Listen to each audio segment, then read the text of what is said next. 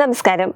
ബംഗ്ലാദേശിൽ പ്രധാനമന്ത്രി ഷെയ്ഖ് ഹസീന രാജിവെച്ച് പലായനം ചെയ്തിട്ടും അക്രമികൾ കൊലവിളിയോടെ അക്രമം അഴിച്ചുവിടുകയാണ്. ബംഗ്ലാദേശിൽ സംഭവിച്ചതുപോലെ രാഷ്ട്രത്തെ അസ്ഥിരപ്പെടുത്താൻ ലക്ഷ്യമിട്ടുള്ള വിദേശ ഇടപെടലുകൾ നമ്മുടെ ഇന്ത്യയിലും ഉണ്ടായിട്ടുണ്ട്. എന്നാൽ വിദേശ ഇടപെടൽ ബംഗ്ലാദേശ് വീണതുപോലെയല്ല. അതിനെ അതിശക്തമായി പ്രതിരോധിക്കാനും പരാജയപ്പെടുത്താനും നമ്മുടെ ഇന്ത്യക്ക് സാധിച്ചു. അശാന്തി ഇളക്കിവിടാൻ ബാഹ്യശക്തികൾ ശ്രമിച്ചപ്പോഴും കേന്ദ്ര സർക്കാർ സ്വീകരിച്ച ക്രിയാത്മകമായ ഇടപെടലാണ് ജനാധിപത്യ മൂല്യങ്ങൾ ഉയർത്തിപ്പിടിച്ച് മുന്നേറാൻ രാജ്യത്തെ സഹായിച്ചത്. ബംഗ്ലാദേശിൽ ഇപ്പോൾ ഉണ്ടായതുപോലുള്ള വെല്ലുവിളികൾ സമർത്ഥമായി കൈകാര്യം ചെയ്യാൻ മുൻപും ഇന്ത്യക്ക് സാധിച്ചിട്ടുണ്ടെന്ന് വിദഗ്ധർ പോലും ചൂണ്ടിക്കാട്ടുന്നു. ഇന്ത്യയുടെ ശക്തമായ വിദേശ നയവും സർക്കാർ ഇതര സംഘടനകളുടെ സംഭാവനയ്ക്ക് മേൽ ഏർപ്പെടുത്തിയ നിയന്ത്രണവുമെല്ലാം ഇതിന് സഹായകരമായിട്ടുണ്ടെന്ന് institute of peace and conflict സ്റ്റഡീസിലെ സീനിയർ ഫെലോയായ അയ്യർ മിത്ര പറയുന്നു. ഒമിദ്യാർ ഹിൻഡൻബർഗ് പോലുള്ള ഗ്രൂപ്പുകൾ ഇന്ത്യയെ ബോധപൂർവം വിമർശിക്കുകയാണെന്നും അവരുടെ നിക്ഷിപ്ത താൽപര്യങ്ങളാണ് ഇതിന് പിന്നിലെന്നും അദ്ദേഹം ചൂണ്ടിക്കാട്ടി. അതേസമയം കേന്ദ്ര സർക്കാർ സ്വീകരിക്കുന്ന ശക്തമായ നിലപാടുകൾ ഇത്തരം ഗ്രൂപ്പുകളെ പ്രതിരോധിക്കുവാൻ സഹായിച്ചുവെന്നും അദ്ദേഹം കൂട്ടിച്ചേർത്തു.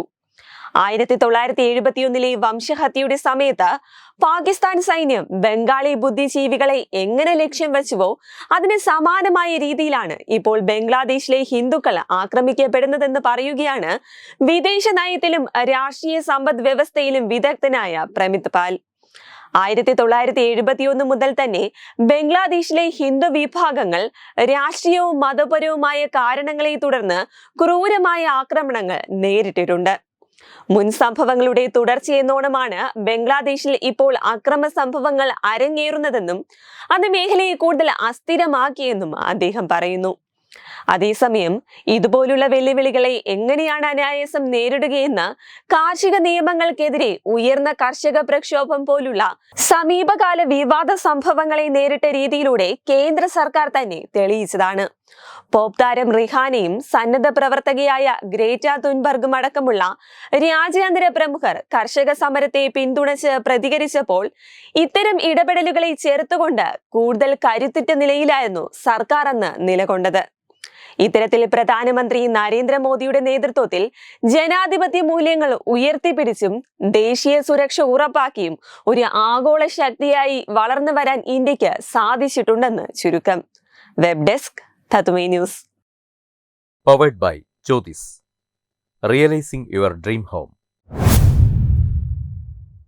Our ongoing luxury apartments projects are Crown near Karivattam, The Square near UST Global, White Manor near Attigal Ambalathra, and Evergreens Luxury Villas near Tirumala.